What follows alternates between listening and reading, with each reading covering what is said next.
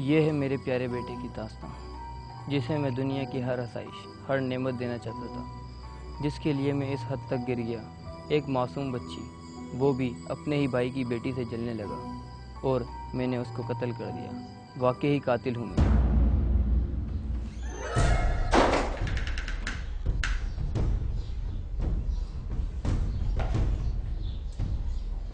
बहन है सिर्फ मेरे हवस में सवार हो गई है।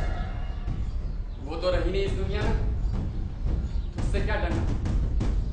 अब मरा हुआ इंसान किसी का कुछ बिगाड़ नहीं सकता। मुझे अपना डर खत्म करना होगा।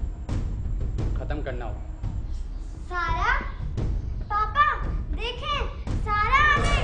वो मुझे लेने आई होगी। अब हम दोनों मिलके खेलेंगे और हमेशा साथ रहेंगे, है ना सारा? आओ आओ अशर, मैं तुम्हें ही लेने आई हूँ। अशर, अशर,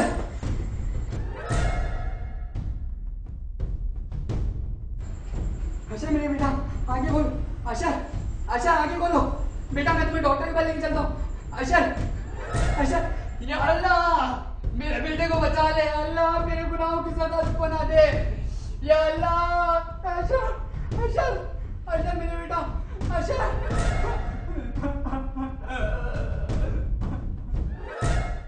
मेरी सदा मुझे इस दुनिया में ही मिल गई। मैंने अपना लखते जिगर खो दिया अपने ही हाथों से।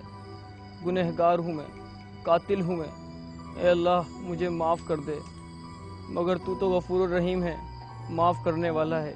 ए अल्लाह मुझे माफ़ कर दे अल्लाह। वो कहते हैं ना कि जो किसी के लिए गड्ढा खोदता है खुद भी उसी में गिरता है।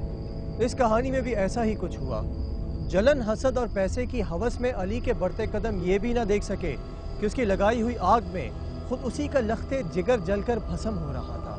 वो एक मासूम की जान लेने के दर पे था, मगर अब मामला ये था कि दो जानें उसके शैतानी मंसूबे के ज़ेरे असर आ गई थीं और दूसरी जान तो उसकी अपनी थी, उसका प्यारा बेटा अशर। मानो या ना मानो।